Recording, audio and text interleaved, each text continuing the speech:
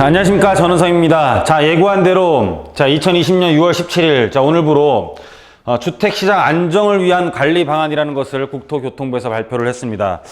한 27장에 걸쳐 갖고 발표를 했는데 여러분들이 국토교통부의 홈페이지에 들어가 보면은 이 내용들을 다 다운받을 수가 있습니다. 근데 아마 유튜브를 보시는 분들 중에 또는 제 유튜브를 방송 시청을 하시는 분들 중에 제 생각에는 아마 이 국토교통부 들어와서 안 보시는 분이 더 많을 것 같아요. 그래서 이 굉장히 방대한 양을 핵심 내용만 요약해서 여러분들한테 알려드리겠습니다. 근데 요약하는 과정에 제가 내용을 쭉 읽어봤더니 저는 또 투자할 때가 또 보입니다.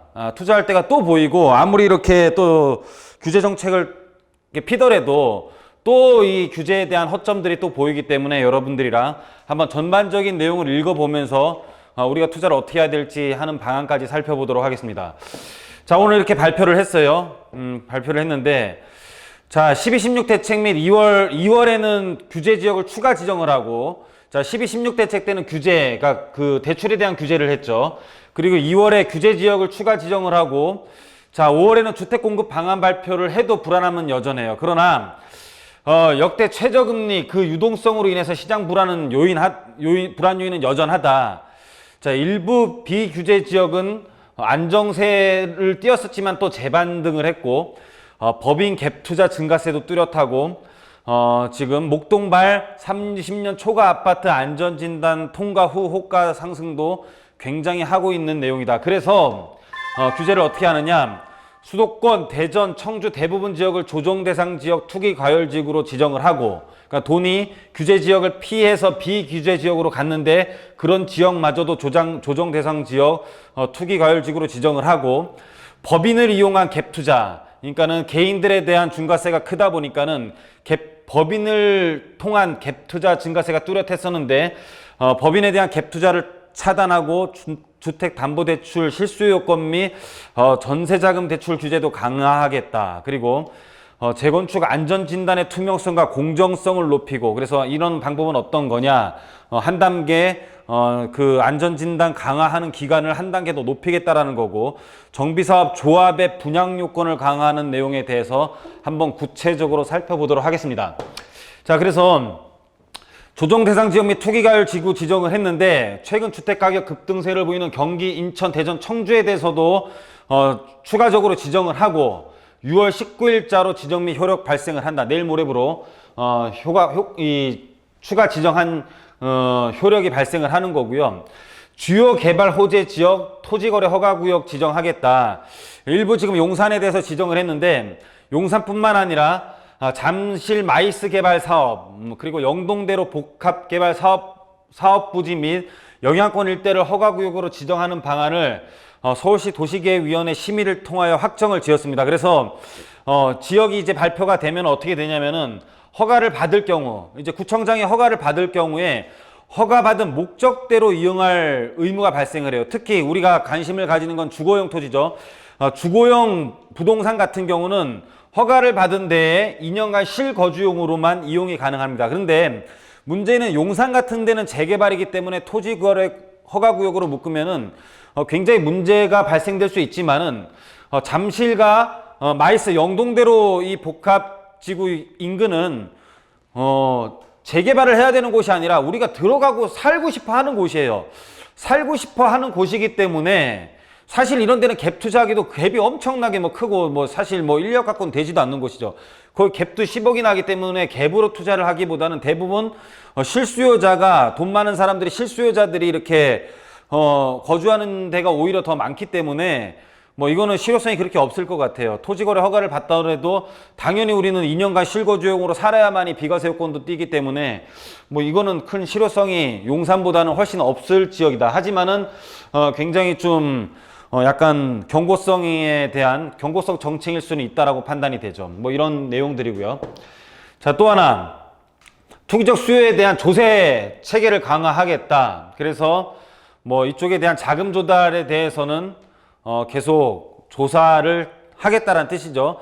자, 3억 이상 투기가율 지구 조정 대상 지원에서 주택을 거래하는 경우 거래 가액과 이제는 어떻게 되냐, 무관하게 자금 조달 계획서를 제출하도록 하겠다는 겁니다. 이제 3억 이상에 대해서 거래하는 경우에 했었는데 거래 가액과 무관하게 자금 조달 계획서를 제출하도록 하겠다. 뭐 이런 내용들 담고 있고요.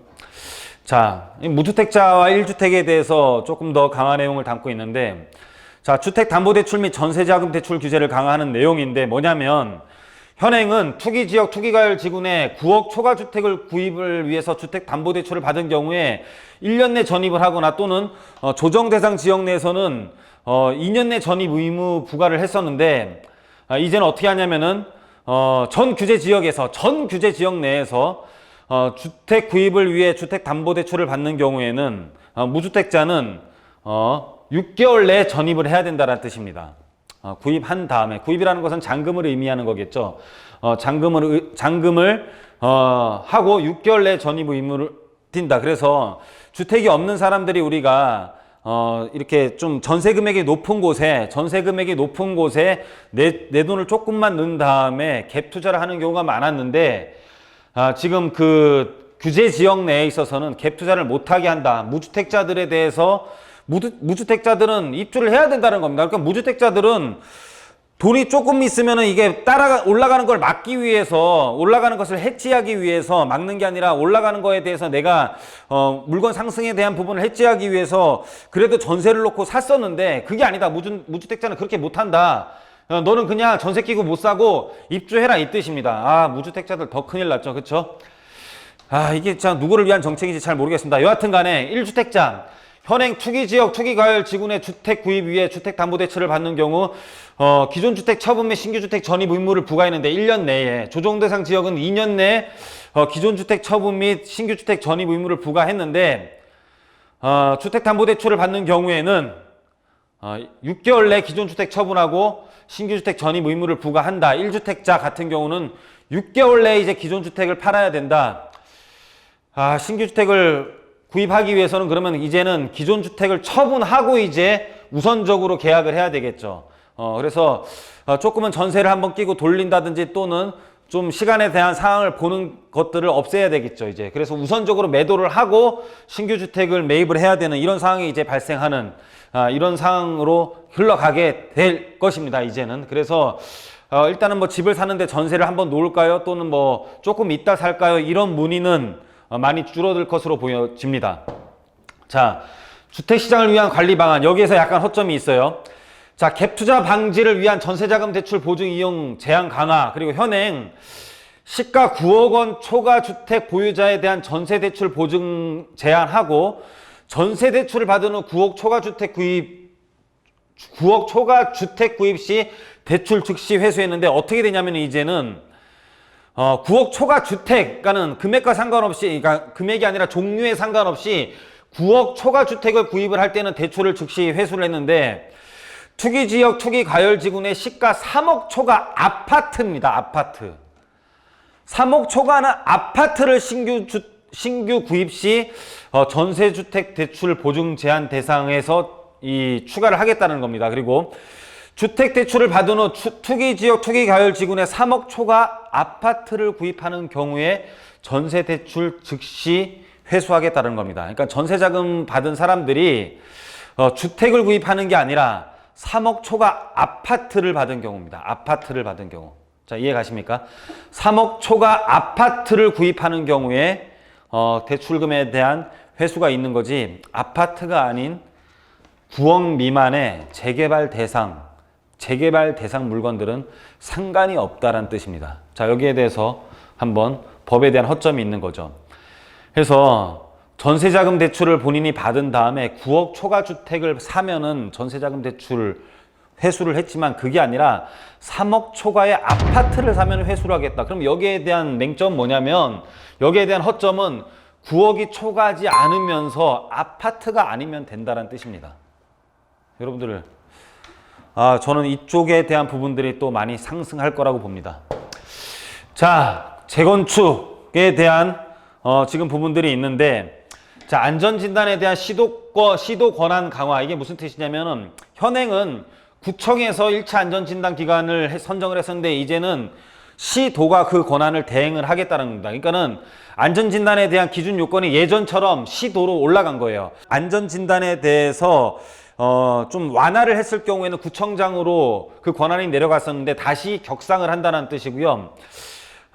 현행, 이게 제일 지금 중요한 내용인데, 현행 재건축 사업의 거주 여부와 관계없이 모든 토지 등 소유자에게 조합원 자격이 부여됐었습니다. 그래서 상대적으로 낮은 가격에 분양 신청 가능한 건 아니에요. 왜냐면은 이거는 새로 살려면 프리미엄이 붙기 때문에 낮은 가격에 분양을 받더라도 프리미엄을 받으면 현행 시세랑 비슷하거든요. 이런 부분들과 개선, 수도권 투기 과열 지구의 재건축에서는 조합원 분양 신청 시까지 2년 이상 거주한 경우에 한하여 분양 신청을 허용하겠다라는 거죠. 그러니까는 2년 거주 요건이 있어야지만이 분양 신청을 할 수 있겠다라는 건데, 언제부터냐? 2010년 12월 후 최초 조합 설립인가 신청 사업부터입니다. 그래서 2020년 12월 후 최초 조합 설립하는 것부터 이제 2년 거주를 해야 되기 때문에 지금 2020년 12월 전까지 재건축 조합 설립 인가가 본물을 이룰 듯 합니다. 그래서 재건축 사업이 빨리 오히려 진행되는 요건을 가질 수도 있는 것이고, 이게 지금 사실상 되려면 여러 가지 지금 법을 고쳐야 돼요. 여러 가지 법을 고쳐야 되는데, 우리가 조합원들에 대한 전매 허용들 이런 것들 있잖아요. 그래서 뭐 3년 내에 사업시행 인가를 안 받으면 허용되고, 사업시행 인가 받은 다음 날로부터 3년 이내 건축을 안 하면은 뭐 이렇게 사업이 3년 이내에 관리 처분을 안 받으면 조합원 일단 전매 금지 이런 것들이 허용이 됐었는데, 이게 아니라 이제는 그런 것들을 허용하더라도 사는 사람들이 승계를 받는 게 아니라 본인조차 2년을 거주해야 되는 어떤 사항에 포함되는 것이기 때문에 조합원들에 대한 권리 승계가, 거주한 것들을 승계하면 산 사람들이 또 되느냐 안 되느냐 이런 것들도 굉장히 논란이 될 것 같아요. 이거는 그래서 논란이 되는 법이라 어떻게 될지 다시 한번 추후를 지켜봐야 되겠지만은, 일단은 이게 만약에 통과를 된다고 하면은 2020년 12월 전까지 조합에 대한 설립은 굉장히 본물을 이룰 것이다라는 것이 이 법에 대해서 지금 예측되는 결과라고 보시면 될 것 같습니다. 여러분들 굉장히 어렵죠? 어려우면 그냥 앞으로 계속 그냥 저희랑 상의하시면 될 것 같습니다. 참 이게 어려운 게 아니라 재미가 없어요. 이런 것들은 어렵다기보다 참 재미없습니다. 자, 그래서 또 법인들에 대한 세제도 보완을 한다. 법인도 개인이랑 이제 비슷하게 간다라는 거 여러분들 찾아보시면 될 것 같고요. 자, 풍선효과는 뭐냐면 아까 아파트라고 했잖아요. 3억의 아파트이고 9억 초가 이제 주택이었는데 그 사이에 대한 허점들이 발생을 하는 거예요. 그래서 아파트의 주거용 부동산 상품과 재건축 외 정비사업, 재건축 같은 경우는 2년을 지금 거주해야 된다. 2020년 12월부터 조합 설립 인가를 하는 거에 대해서는 재건축은 거주를 해야 되는데 재개발은 빠지는 것이고, 그리고 3억 이상 아파트를 살 때는 문제가 되지만 재개발 대상 상품에 있어서는 이런 규제가 다 피해 나가는 거예요. 그래서 여러분들 지금 이 규제가 나왔다고 하더라도 물론 여러 가지 규제 내용을 담고 있기는 하지만은 거기에 대한 또 다른 수혜 상품들이 있기 때문에 여러분들이 저희랑 계속 잘 상담을 하면서 투자를 하시면 분명히 성공 투자를 할 거라고 저는 믿습니다. 자, 오늘 2020년 6월 17일 주택시장 안정을 위한 관리 방안에 대해서 여러분들과 한번 빠르게 그리고 요약해서 살펴보는 시간을 가졌습니다.